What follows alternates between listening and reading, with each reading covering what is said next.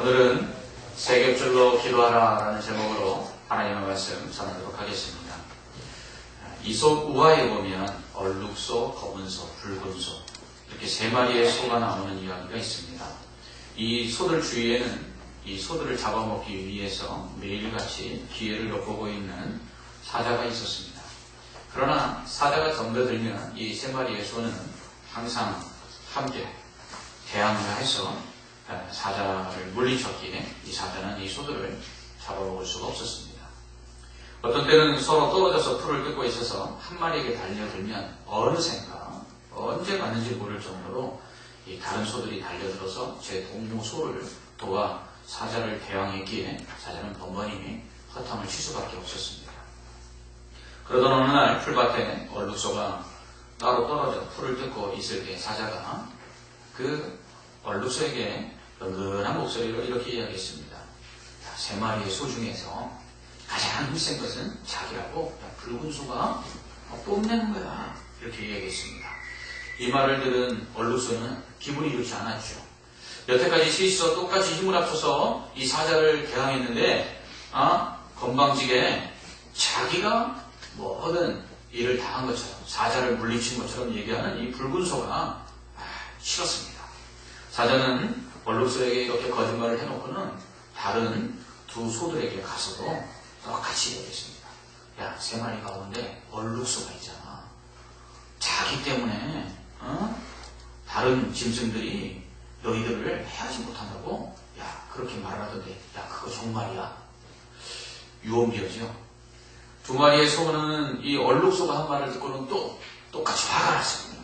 그래서 얼룩소도 붉은 소가 자기가 제일이라고 말했던 것을 이렇게 생각하고 있고, 또 붉은 소와 또 검정소는 이 얼룩소가 자기가 마치 사자를 다 물리친 것처럼 얘기한 것에 기분 나빠 있다가 서로 만나게 되었습니다. 만나서는 야, 네가 그랬다며, 아니 니들이 그랬다며, 그러면서 서로 싸우기 시작했습니다. 정말 얼마나 심하게 싸웠는지 검은 소와 그리고 두 마리 소가 뿔이 빠지도록 그렇게 싸웠습니다. 그 이후로는 이 세 마리 소는 같이 놀지도 않았고 같이 있는 모습을 볼 수가 없었습니다. 그 후 사자는 조아라며 소들을 차례로 잡아먹었습니다. 한마디로 뭉치면 살고 흩어지면 죽는다입니다. 뭉치면 살고 흩어지면 죽는다는 말은 이승만 대통령이 자주 사용하신 말씀입니다. 그런데 이 말은 미국 건국의 아버지 벤자민 프랭클린이 처음 했던 말입니다. 그가 말했습니다. Join or die. 뭉쳐라. 그렇지 않으면 죽는다. 이 말을 이승만 대통령이 한글로 번역해서 사용한 것이죠. 세 마리의 소는 끝까지 뭉쳤으면 절대로 사자에게 당해 죽지 않았을 것입니다. 뭉쳐야 사는 것이죠. 사람도 마찬가지입니다. 뭉치면 살고 흩어지면 죽는 것이죠. 사람 혼자서 살 수가 없습니다. 사람은 사회적 동물이라고 말하지 않습니까? 이처럼 사람들은 함께 더불어 살 때, 그리고 협력할 때 더 행복하고 더 많은 일을 감당할 수가 있습니다. 신앙생활도 마찬가지입니다. 10절에서 전도서를 쓴 솔로몬은 이렇게 말합니다. 10절 한번 보십시오. 혹시 그들이 넘어지면 하나가 그 동물을 붙들어 일으키려니와 홀로 있어 넘어지고 붙들어 일으킬 자가 없는 자에게는 화가 있어요. 여러분, 넘어졌을 때 일으켜줄 친구가 없는 사람, 그 사람 불행한 사람이라고 말하고 있습니다. 혼자면 따뜻할 수 없다고 말합니다. 신앙생활도 혼자서는 넘어지기 쉽습니다. 일으켜줄 누군가가 있어야 합니다. 그러므로 신앙생활은 결국 혼자서는 잘할 수가 없죠. 사도 베드로는 사탄이 우는 사자와 같이 삼킬자를 찾는다고 말합니다. 사탄은 언제나 우리를 시험하고 고난 속에서 우리를 넘어뜨리려고 하죠. 사자처럼 그렇게 넘어뜨리려고 합니다. 그럴 때 우리가 넘어지지 아니하고 쓰러지지 아니하고 사탄의 시험을 이기려면 우리는 어떻게 해야 합니까? 이 소들처럼 뭉쳐야 합니다. 함께 해야 합니다. 넘어진 자가 있으면 일으켜 세워줘야 합니다. 그럴 때 우리는 사탄의 모든 시험과 고난을 이기고 승리하는 신앙생활을 할 수 있습니다. 그래서 하나님은 우리에게 교회를 주신 것입니다.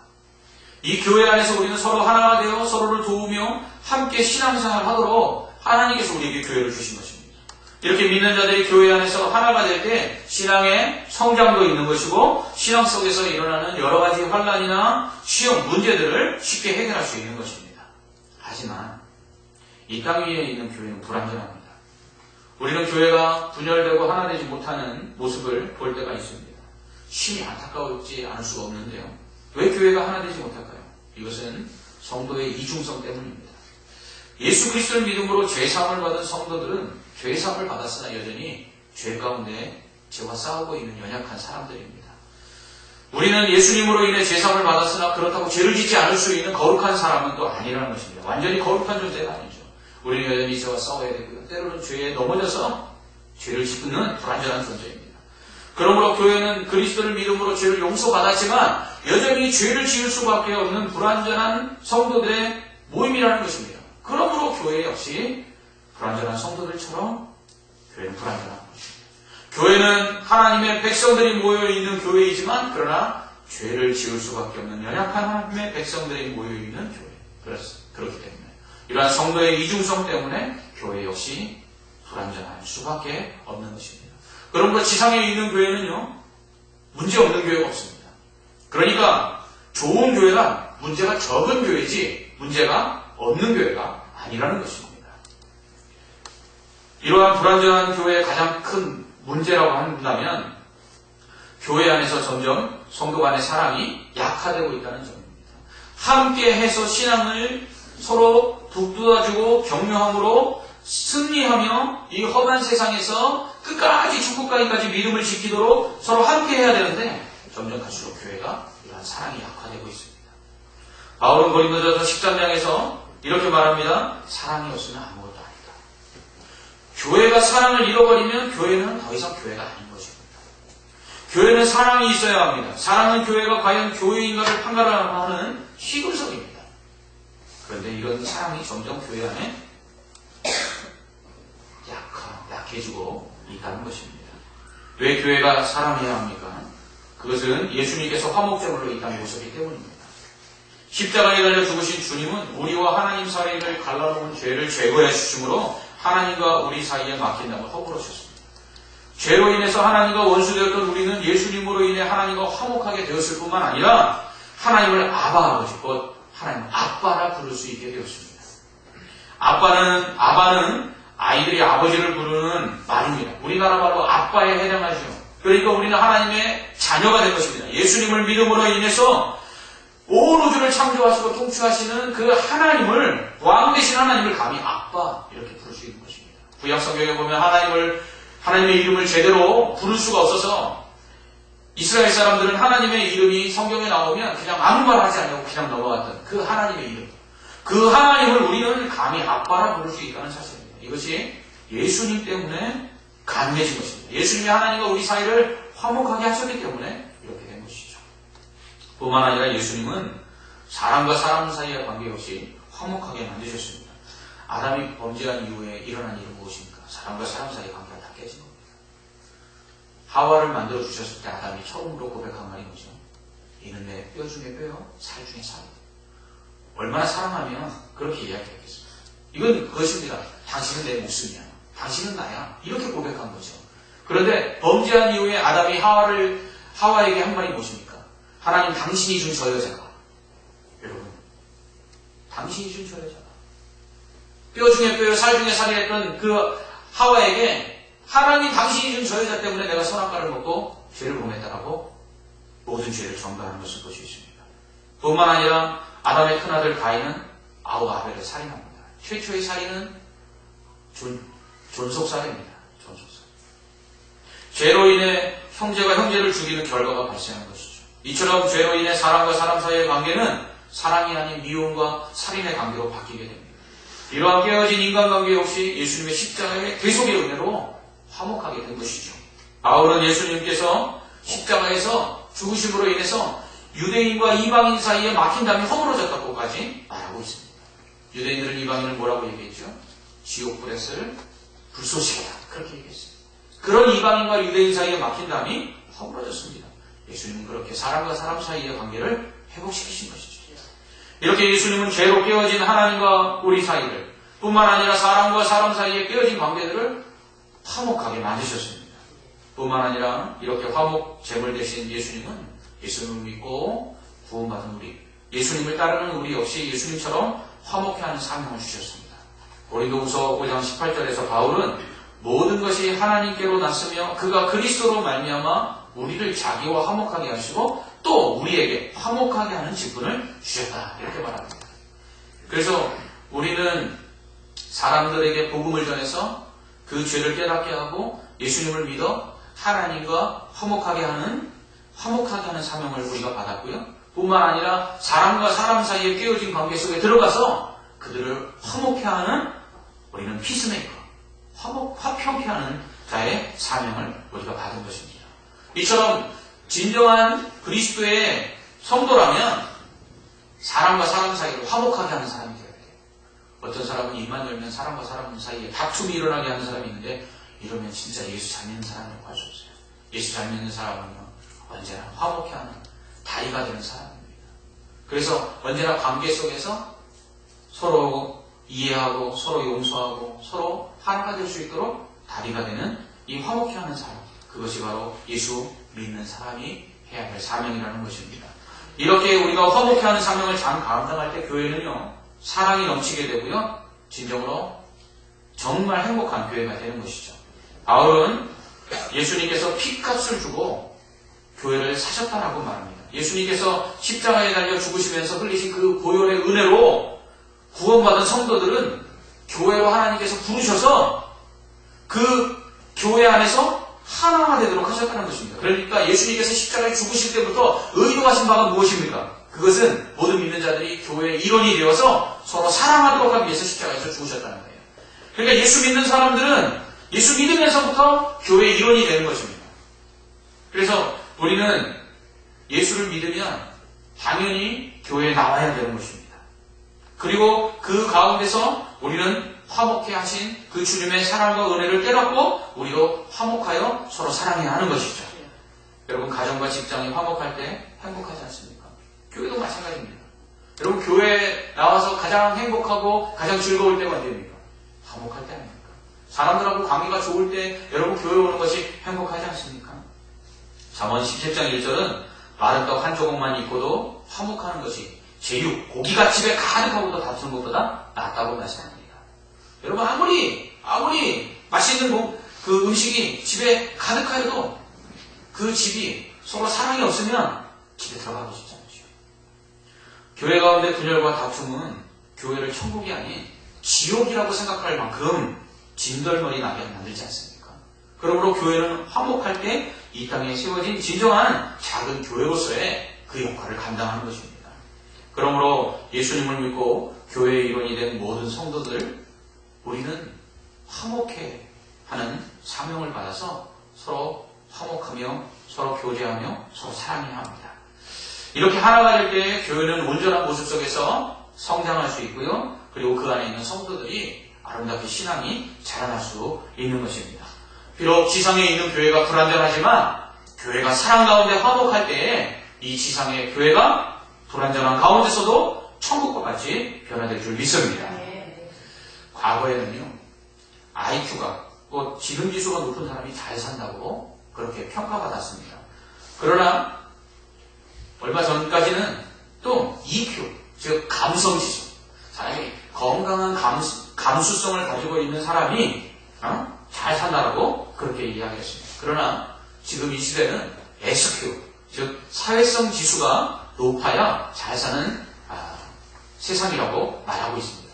인생의 성공 여부를 결정짓는 요인으로 EQ를 제시했던 미국 하버드 대학의 심리학 교수인 데니얼 골만이 21세기에는 SQ, 곧 사회성이 높은 사람이 성공한다고 그의 주장을 바꿨습니다. SQ는 상대방의 감정을 잘 이해하고 타인과 잘 어울리는 능력을 말합니다. 여러 사람 간의 협업이 늘어나는 현대사회에서 이 사회성 지수, SQ는 더욱더 중요하게 여겨지고 있습니다. 현대사회 중에 여러 가지 병폐가 일어나고 있는데 그 중 하나인 히키코모리, 곧 은둔형 외톨이 현상은 이 SQ가 부족해서 사회성이 부족했기 때문에 발생하는 일종의 사회적 질병입니다. 일명 방에만 콕 박혀있다라고 해서 방콕족이라고 부르는 이 은둔형 외톨이 현상, 이것은 사회 적응력이 떨어짐으로 인해서 대인관계를 기피하는 가운데 발생하고 있는 것입니다. 하지만 이 SQ는 원만한 인간관계를 통해 노력과 훈련을 하게 되면 얼마든지 높아질 수 있습니다.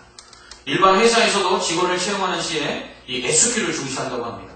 그래서 그 사람이 회사 내에서 얼마나 원만한 인간관계를 가지고 대인관계를 가지고 서로 협력할 수 있느냐, 이 사람이 곧 일 잘하는 사람이라 생각해서 이 SQ가 높은 사람들을 회사에서 채용하고 있다고 합니다.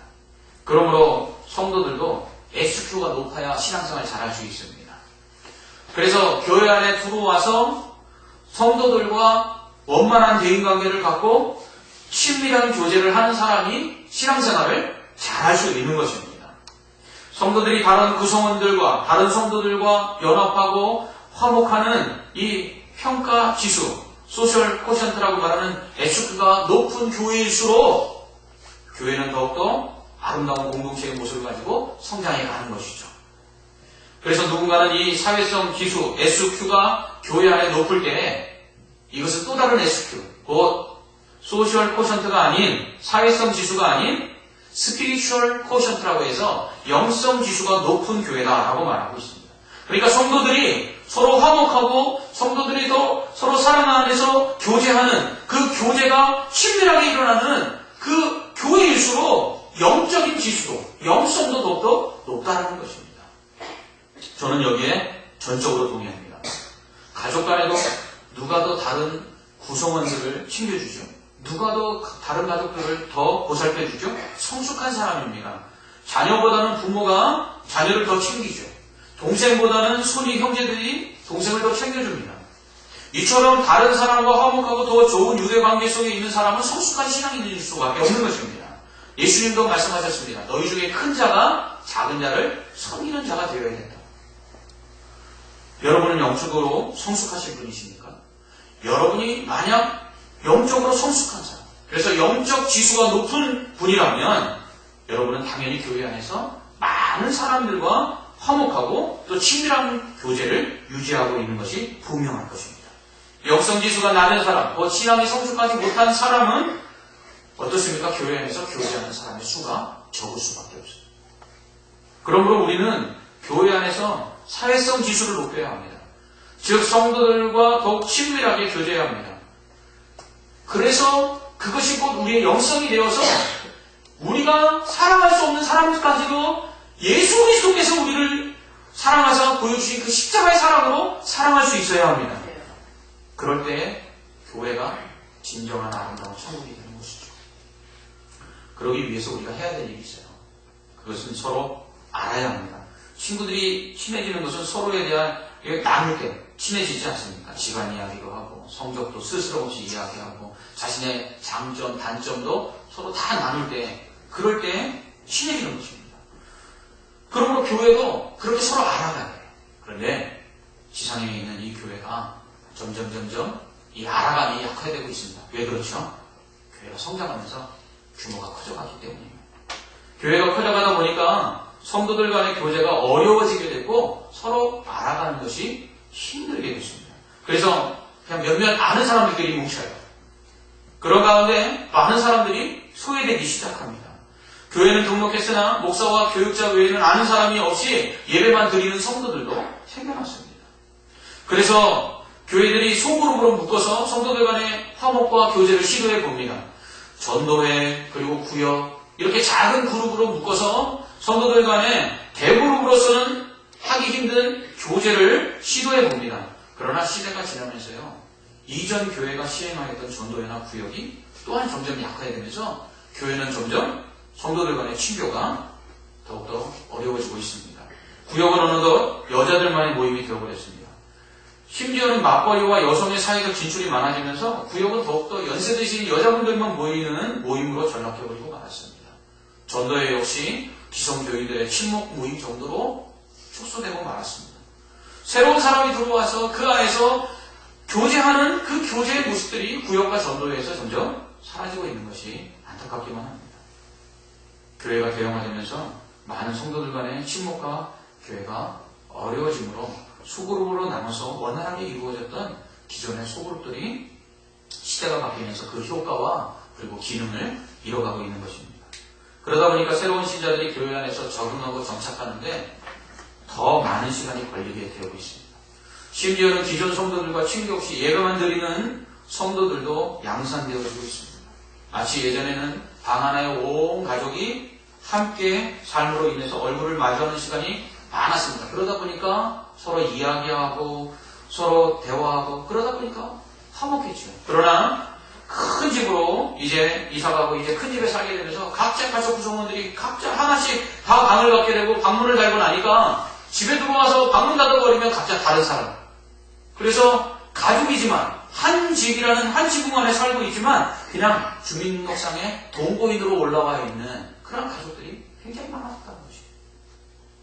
교회도 이와 같습니다. 교회가 커지다 보니까 교회에 와서 예배드리고 그냥 가는 사람. 교회에 와서 성도들과 교제 없이 그렇게 신앙생활. 그러다 보니까 자신들이 어려움을 당하거나 또 환난을 당하거나 문제가 있을 때 누군가에게 부탁할 것이 없는 정말 은둔형 외톨이와 히키코모리 같은 성도들이 많아지고 있다는 것입니다. 작은 교회. 그렇다고 교회가 다 작아질 수만은 없는데 이 문제를 어떻게 해야 될까요? 제가 우리 교회에 와서 가장 좋았던 것이 뭐냐면 바로 이 가족 같은 친밀함이었어요. 이 가족 같은 친밀함, 근데 점점 교회가 성장해가고 새로운 성도들이 들어오는데 이 가족 안에 그들이 여전히 들어오지 못하고 있는 모습을 봤어요. 그러면서 우리가 과연 공동체란 말할 수 있는가? 여러분, 공동체는 가족이 최고의 공동체인데 과연 교회는 가족과 같은 공동체의 모습을 갖고 있는가? 점점 안타까움을 금할 수가 없습니다. 그러므로 교회는 잃어버린 성도 간의 교제를 회복해야 합니다.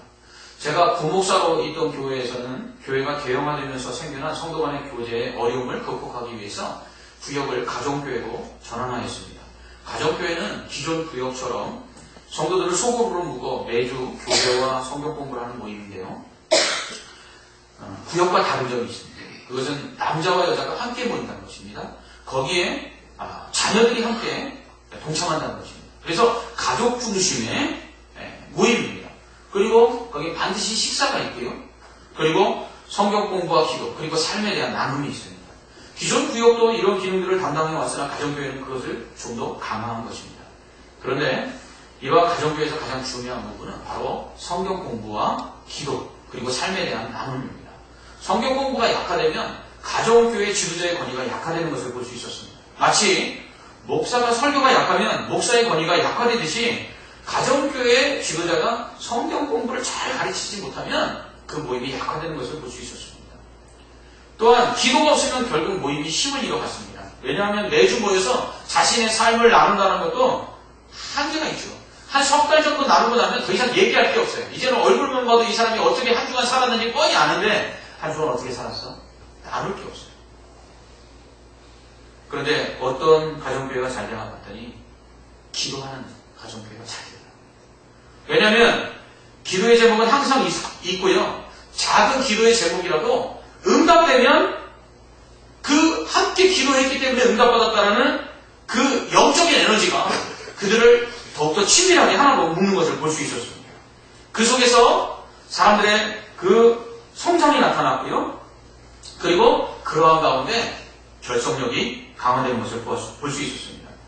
그래서 저는 생각했습니다. 어떻게 하면 점점 커져가는 교회 속에서 대그룹을 통해서는 쉽지 않은 성도들 간의 교제와 화목을 어떻게 만들어낼 수 있을까? 전 고민이 되었습니다. 제가 재작년에는 한 사람 이상 봉사하고 한 가지 이상 훈련하며 한 사람 이상 전도하자 이게 표를 내걸었죠. 잘 안 됐어요. 왜 안 됐나 그 원인을 살펴보니까 성도들이 아직 그럴 만한 준비가 안 돼 있는 거예요. 기초가 잘 안 돼 있다고 생각했어요. 그래서 작년에 성경을 읽자. 그래서 온 성도들이 성경 일독 한번 하자 그랬더니 55명이나 되는 성도들이 성경을 일독 이상 하셨어요. 그래서 올해는 이제 기도하는 해로 삼아야 되겠다라는 계획을 세웠습니다. 그런 가운데 어떻게 하면 성도들이 함께 기도할 수 있을까 고민하다가 기도도 하면서 서로 교제할 수 있는 방법은 없나라는 생각이 들었습니다. 그것이 바로 세겹줄 기도입니다. 세겹줄 기도는 세 사람씩 기도팀으로 묶어 함께 기도하는 것입니다. 교회에서 묶어주는 것이 아니라 성도들이 직접 함께 기도할 사람을 찾아서 3명씩 기도팀이 되어 기도하는 것입니다. 남자는 남자들끼리, 여자는 여자들끼리. 그렇게 성비를 나눠서 기도 팀을 만드는 것이죠. 세겹줄 기도는 오늘 우리가 읽은 전도서 4장 12절 말씀을 근거로 해서 만든 것입니다. 함께 기도하면 기도하다가 지쳤다 할지라도 다른 사람의 기도를 통해서 일어날 수 있기 때문입니다. 어떤 분들은 이미 이 세겹줄 기도에 대해서 들어보신 분도 계실 것입니다. 한글 성경에는 삼겹줄이라고 나와 있기 때문에 어떤 분들은 농담삼아 삼겹살 기도도 하고 삼겹살도 구워 먹는 기도팀이다 라고 말하기도 합니다. 그런데 개역 개정판에는 세겹줄 기도라고 세겹줄로 나오고 있습니다. 이전 교회에서 가족교회로 전환한 후 이 세겹줄 기도를 했어요. 어떻게 했냐면 특별 새벽 기도회 때만 하는 것입니다. 3사람씩 묶어서 기도팀을 만들었습니다. 그리고 함께 기도 제목을 나누고 특별 새벽 기도회 때 함께 나와서 합심하여 기도했습니다. 그랬더니 새벽 기도에 함께 나오고 서로 간의 교제도 일어나고 또 나아가 기도 응답받는 역사도 더 많이 일어났습니다. 그러나 특별 새벽 기도회가 끝나면 세겹줄 기도팀은 해체됐습니다. 왜냐하면 같은 가정교회 안에서 세겹줄 기도팀이 묶여졌기 때문에 세겹줄 기도팀을 해체해도 가정교회 안에서 자연스럽게 그 기도팀끼리의 교제가 있었기 때문에 특별 새벽기도 때만 이 세겹줄 기도를 운영했습니다. 저는 이 세겹줄 기도가 참 좋았습니다. 수많은 특별 새벽기도가 있었지만 한 번도 참석하지 않던 사람들이 세겹줄 기도팀으로 묶이니까 팀원들이 서로 깨워서 새벽기도를 나오더라고요. 그리고 기도할 줄 모르는 사람이 함께 기도하다 보니까 옆 사람의 기도를 들으면서 자신도 입을 열어 기도하게 되더라고요. 그리고 자신의 기도에 대해서는 응답받지 못했어도 다른 팀원의 기도가 응답받은 것을 통해서 내가 함께 기도한 기도, 내가 기도로 하나님 앞에 보탰더니 내 기도도 응답되는구나. 이런 확신을 가지고 자신이 스스로 기도하기 시작하더라는 것입니다.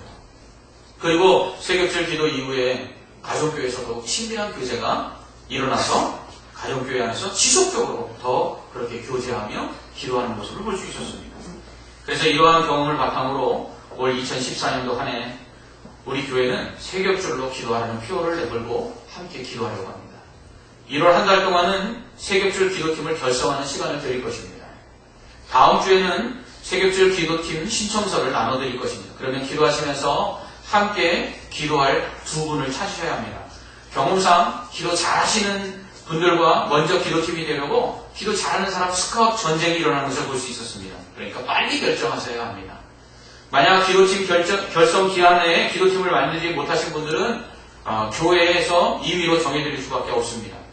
그런데 스스로 기도팀을 결성하신 분들과 교회에서 임의로 기도팀을 만들어준 것은 확연한 차이가 있습니다. 그러므로 자원하여서 세겹줄 기도팀을 결성하여 주시기 바랍니다. 만약 성도들을 잘 모르시는 분들이 계시면 교회에 도움을 요청하십시오. 그러면 기도팀으로 이렇게 함께 할 수 있는 분들을 추천해 드리도록 하겠습니다. 그리고 찾아가셔서 말씀하십시오. 기도팀 되었으면 좋겠습니다. 그런 수고가 없으면 기도팀 교회에서 임의로 묶어주면 절대로 모이지 않고요. 기도하지 않더라고요. 그래서 여러분들이 기도팀을 결성해 주십시오. 그래서 내년도에는 올해는 가장 많은 기도 응답을 받은 기도팀에게는 트로피를 한번 또 만들어서 줄까 하는 생각을 해보겠습니다. 이렇게 1월 중에 결성된 세겹줄 기도팀은 2월부터 본격적으로 가동할 것입니다. 세겹줄 기도팀에는 팀장이 있어야 합니다. 그래서 팀장은 매달 세겹줄 기도팀 기도 제목 카드를 작성하셔서 교회에 제출해 주셔야 합니다.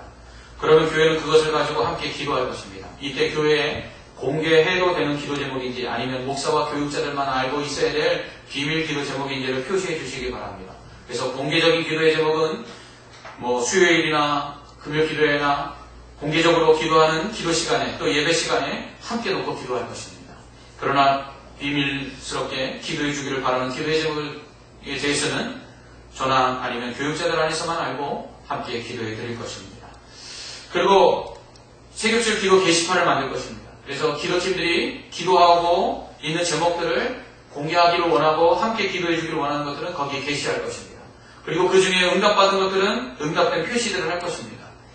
그리고 세겹줄 기도 팀원들은 매주 서로 전화나 문자를 통해서 기도 제목과 삶을 나누셔야만 합니다. 만나서 하시면 더 좋습니다. 적어도 한 달에 한 번 이상은 만나서 커피와 간단한 다과로 교제하시면 더 좋습니다. 최소 1년에 4번. 동기마다는 만나는 것을 원칙으로 합니다.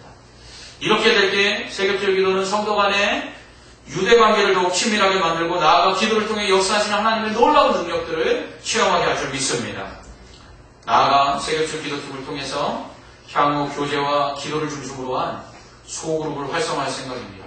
그래서 교회가 성장하면서 약화되기 쉬운 성도 간의 영적, 육적 교제를 강화하고 혼자서 하는 신앙이 아닌 함께하는 신앙생활이 얼마나 힘있고 얼마나 유익한지를 경험하게 할 것입니다.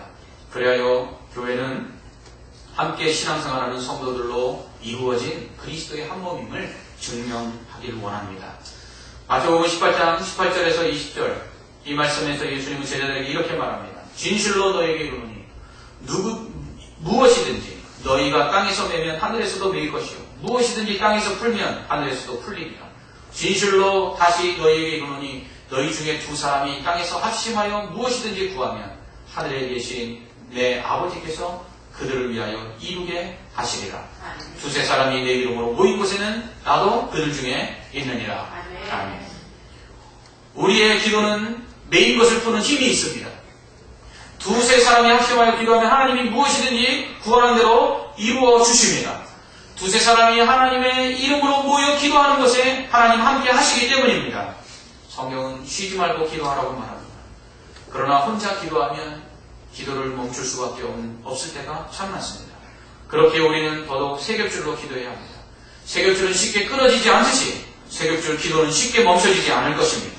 2014년도 새해는 끊어지지 않는 세겹줄 기도로 놀라운 기도의 응답을 받는 한 해가 되시기를 주님의 이름으로 축원합니다. 내일부터 시작되는 특별 새벽 기도에부터 함께 기도할 사람들을 달라고 미리 기도하시기 바랍니다. 그리고 미리 세겹줄 기도를 예행 연습해 보시기 바랍니다. 나와 함께 기도할 사람들을 한번 찾아보시고 특별 새벽 기도의 기간 동안에 그 사람들에게 기도의 제목을 나누고 함께 합심하여 기도해 보시기 바랍니다. 여러분 놀라운 기도의 능력이 나타날 것입니다.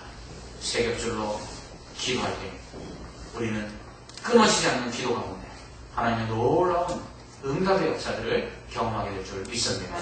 기도하겠습니다. 사랑의 하나님 아버지, 기도를 쉬지 말라고 말씀하십니다. 그러나 우리는 연약하여서 혼자 기도하면 넘어지고 혼자 기도하면 쓰러질 때가 많습니다. 그때 기도로 우리를 일으켜줄 자가 있게 하여 주시옵소서. 이것을 위해서 세겹줄 기도로 올 한 해 기도하려 합니다. 하나님 함께 기도할 동역자를 기도의 동역자들을 붙여 주시옵소서. 그리고 함께 기도할 때 놀라운 기도의 역사들이 나타나게 하여 주시옵소서. 예수님 이름으로 기도하옵나이다. 아멘.